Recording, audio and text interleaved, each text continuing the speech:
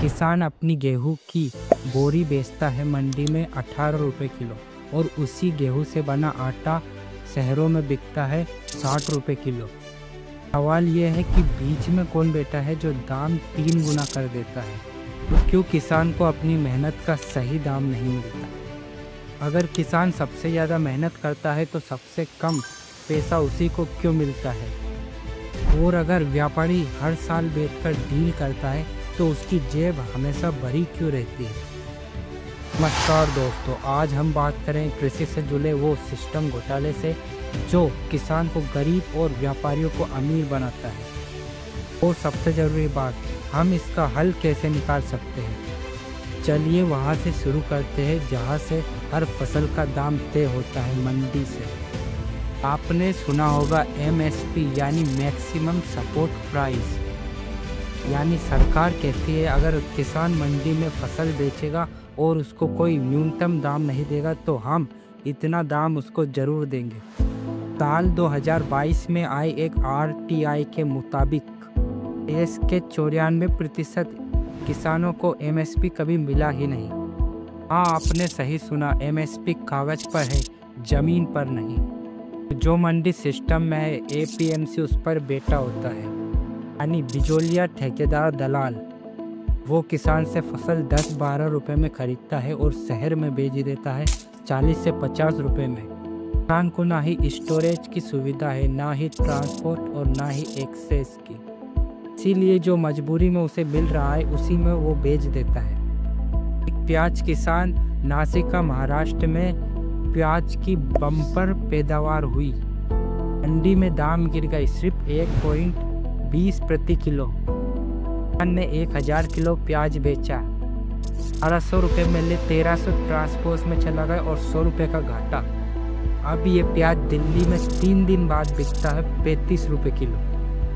अब सवाल ये उठता है कि बीच में कौन है जो पैसा बना रहा है और सिस्टम इसे रोक क्यों नहीं रहा।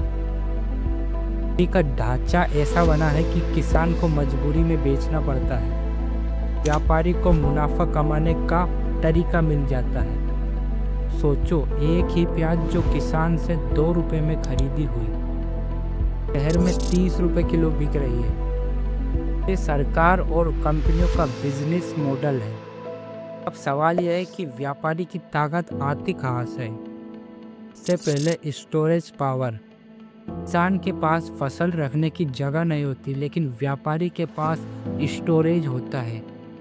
फसल ज़्यादा हो जाती है और दाम गिर जाता है तो व्यापारी स्टोर जमा कर लेते हैं।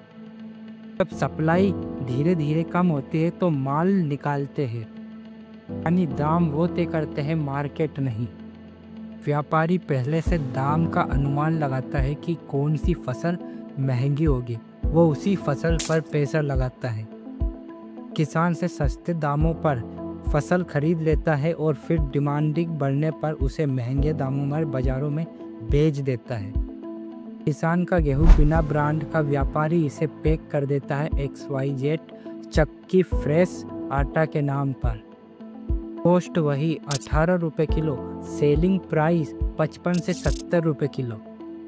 बीच में क्या बदला? सिर्फ मार्केटिंग और पैकेजिंग। मेहनत किसकी? किसान की। फ़ायदा किसका? व्यापारी का। सरकार जब एक्सपोर्ट या इंपोर्ट की पॉलिसी बदलती है, व्यापारी पहले जान जाते हैं और उसी के मुताबिक स्टॉक बनाते हैं। ये जानकारी एक किसान तक कभी नहीं पहुंचती। किसान गन्ना उगाता है लेकिन चीनी का दाम मिनी तय करता है। किसान सिर्फ न्यू मटेरियल देता है लेकिन फ़ायदा फाइनल प्रोडक्ट का होता है। तो सबसे खतरनाक बात, जब दाम बढ़ते हैं तो किसान को कोई हिस्सा नहीं मिलता, लेकिन जब दाम गिरते हैं तो उसका नुकसान किसान ही उठाता है। अब एक फैक्ट और सुनिए, देश की 45% से ज़्यादा होलसेल मार्केट पर सिर्फ 5% ट्रेडर्स का कंट्रोल, यानी प्याज के दाम बढ़ेंगे तो सिर्फ 5 लोग मिलकर फैसला ले सकेंगे। सवाल ये है, क्या ये सरकार को नहीं दिखता? किसान रोता है तो व्यापारी हंसता है, तब सरकार क्या कर रही होती है? तब वो कुछ कर नहीं सकती या फिर कुछ करना ही नहीं चाहती। MSP का झूठा वादा। MSP यानी मैक्सिमम सपोर्ट प्राइस, यानी इससे कम दाम पर सरकार फसल नहीं खरीदेगी। लेकिन सच्चाई क्या है? 33 फसलों पर MSP तय होती है, लेकिन सरकार कुछ गिनी चुनी फसलें ही खरीदती है, वो भी कुछ राज्यों में। यानी किसान के पास कोई गारंटी नहीं, अगर मंडी में दाम गिरे तो उसका कोई साथ देने वाला नहीं। सरकार ने बोला मंडी में बिचौलियों से किसानों को नुकसान होता है। ठीक बात है, लेकिन हुआ क्या? मंडियां तोड़ दी गई। अब किसान सीधा व्यापारी के पास बेचने को मजबूर है, जो उससे मनमाना रेट लगवाता है। फ्री मार्केटिंग के नाम पर फ्री एक्सप्लॉइटिंग चालू हो गई। सरकार कहती है कि हम किसानों को दाम पर सब्सिडी देते हैं। हाँ देते हो, लेकिन इसी सब्सिडी की भरपाई तुम GST से करवा लेते हो। डीजल महंगा कर दिया, ट्रैक्टर पर टैक्स लगा दिया और फिर बोलते हो हम किसान के लिए खड़े हैं। सरकार अगर चाहे तो हर जिले में कोल्ड स्टोरेज और फार्म हाउस बना सकती है, लेकिन नहीं बनाती कि अगर किसान माल स्टोरेज करने लगेगा तो वो व्यापारी के रहमोकरण पर नहीं रखेगा। सबसे बड़ा खेल एग्रीकल्चर पर रिफॉर्म के नाम पर कास्टिंग किया जाता है। फार्म लॉस याद है, जिसको किसान महीनों तक धरने पर बैठे रहे। वो कानून भी अगर धीरे धीरे लागू हो जाए तो खेती भी अडानी अंबानी जैसे व्यापारियों के हाथों में चली जाती है। अब समझो ये कोई कॉन्स्पिरेसी थ्योरी नहीं है, कंटेंट रियल है। सरकार खुद व्यापारियों से डरी रहती है, क्योंकि वही इलेक्शन फंड देते हैं और वही तय करते हैं कि किसके लिए जरा सोचिए, जब किसान सड़कों पर बेचा रहता है तो टीवी में क्या दिखाएगा? इस आंदोलन में सरकारी यानी सरकार खुद सवालों के जवाब नहीं दे सकती, सवाल पूछने वाले को देशद्रोही बना देती है। तो काम था व्यापारी और किसानों के बीच संतुलन बनाना, लेकिन वो खुद व्यापारियों से बात ले। अब बात करते हैं समाधान की। क्या वाकई इस सिस्टम को बदला जा सकता है? अब हम कहते हैं कि सिस्टम गलत है, यानी कि रास्ता बंद है। रास्ता है, लेकिन उस पर चलना आसान नहीं। अभी MSP एक सुझाव है, लेकिन कानून नहीं, यानी व्यापारी उस दाम पर खरीदे चाहे ना खरीदे। लेकिन वही MSP को अगर कानूनी अधिकार दे दिया जाए तो कोई भी व्यापारी किसानों से उस कम दाम पर फसल नहीं खरीदेगा। लेकिन सवाल ये है कि सरकार ऐसा क्यों नहीं करती? क्योंकि बड़े खरीदार सरकार से नाराज हो जाएंगे। अकेला किसान कमज़ोर होता है, लेकिन सभी किसान मिल जाए तो क्या होगा? खुद ही एक कंपनी बना ले और तय करे कि किसे फसल बेचना है और किस दाम पर।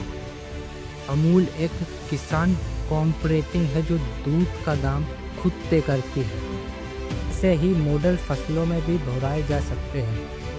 इसमें सरकार मदद कर सकती है, लेकिन मदद करना नहीं चाहती, क्योंकि फिर किसान आत्मनिर्भर बन जाएंगे। अगर किसान सीधा बुयर तक पहुंच सके तो उसका रेट बढ़ सकता है। प्रयास हुए जैसे RT ऑन एग्रीकल्चर मार्केट। लेकिन सच्चाई यह है कि ना ही किसान के पास कोई इंटरनेट है और ना ही उसके पास मोबाइल है और ना ही उसके पास डिजिटल सिस्टम। इसीलिए ये सारे डिजिटल सिस्टम अभी तक रिपोर्ट्स की हेडिंग्स के ऊपर निर्भर है। अगर किसान के पास कोल्ड स्टोरेज, ट्रांसपोर्ट और पैकेजिंग की सुविधा हो तो मंडी के दलालों पर निर्भर नहीं रहेगा। सरकार को ये करना चाहिए कि वो हर जिले में वेयर हाउस बनाए, ताकि किसान माल को जल्दी से बेचने के लिए मुक्त हो। लेकिन सरकार ऐसा क्यों नहीं करती? क्योंकि जितना किसान मजबूर रहेगा तो उतना ही व्यापारी फायदे में रहेगा। किसान को पता ही नहीं कि उसका हल क्या है और कौन सी स्कीम चालू है। किसान को पता ही नहीं कि उसे कहाँ से मदद मिल सकती है। उसे बिजनेस और स्मार्ट स्किल की ज़रूरत है, ताकि वो व्यापारी से सीधे कांटेक्ट कर सके और अपना दाम खुद तय कर सके। क्या ये सब फार्मर के बस में है?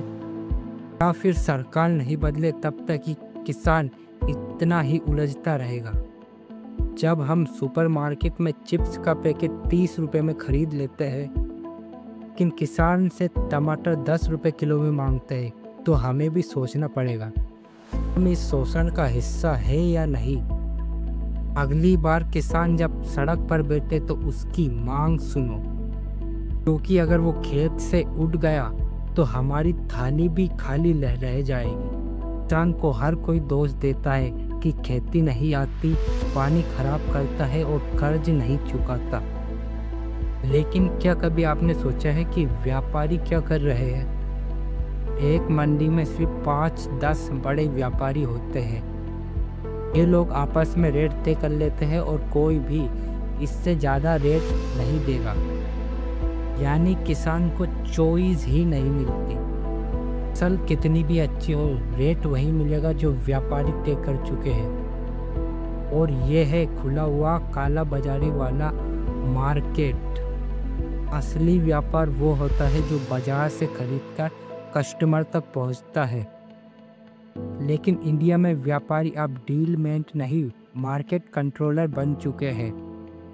किसान को उधार बीज देते हैं, फिर उसी से फसल खरीदते हैं। और अगर किसान मना करे तो वो कहते हैं कि अगली बार बीज नहीं मिलेगा। आपने देखा होगा कि जब किसान आंदोलन करता है तो पुलिस आ जाती है, लेकिन जब व्यापारी मंडी में गुट बनाकर रेट तय करते हैं तो जब कोई जांच नहीं होती। क्यों? क्योंकि इस व्यापारियों की पहुंच एमएलए तक है। वो चुनाव में इन्हें चंदा देते हैं और बदले में इन्हें मिलती है नीतियों से छूट। मान लीजिए किसान आलू देता है 5 रुपए में, फिर व्यापारी इसे चमकाता है, पानी में भिगोता है और फिर इसे बेच देता है 30 रुपए किलो। फर्क सिर्फ क्वालिटी है, लेकिन मुनाफा 6 गुना। किसान को कोई छूट नहीं मिलती और यही कहा जाता है वाउल ऑडिटिंग। लेकिन ये वाउल ऑडिटिंग नहीं है, वाउल एक्सप्लॉटिंग है। हर व्यापारी कंफ्यूज नहीं है, लेकिन जो सही है वो भी बोलता नहीं है, क्योंकि या तो वो डरता है, फिर कुछ उसे भी सरकार से मुनाफा मिलता है। और जब सच्चाई चुप हो जाए तो बुराई का साम्राज्य बन जाता है। क्या व्यापारी भी मोहरे हैं? हाँ, कुछ हद तक, क्योंकि बड़े खेल तो बड़े कारपोरेट्स हाउस खेल रहे हैं। अडानी, रिलायंस, पतंजलि जैसी कंपनी अब सीधा मंडी से खरीद रही है, लेकिन छोटा व्यापार भी उसके नीचे दब रहा है। लेकिन सवाल फिर भी वही, जो किसान से खरीदे वो उसका दुश्मन नहीं बन सकता, लेकिन वो उसका शोषण करे तो सिर्फ वो व्यापारी नहीं, एक दलाल है। तब भी हम कोई समस्या उठाते तो एक सवाल आता है, अब हम क्या करें? चलिए अब हम बात करते हैं सिस्टम तोड़ने की नहीं, सिस्टम बदलने की। 2020 में जब सरकार 3 कानून लाए, दावा किया गया किसान जब चाहे अपनी फसल को बेचे, मुनाफा मिलेगा ज़्यादा। लेकिन सच क्या है? ये सच नहीं है। आज भी सरकार ऐसे कई घोटाले कर रही है कंपनियों के साथ मिलकर। का सिर्फ किसान ही सुधार कर सकते हैं। और आज का वीडियो यही तक। अब मिलते हैं अगले वीडियो में। आपको ये वीडियो पसंद आई तो लाइक कीजिए और किसानों के साथ इसको शेयर कीजिए। सब्सक्राइब करना मत भूलिएगा।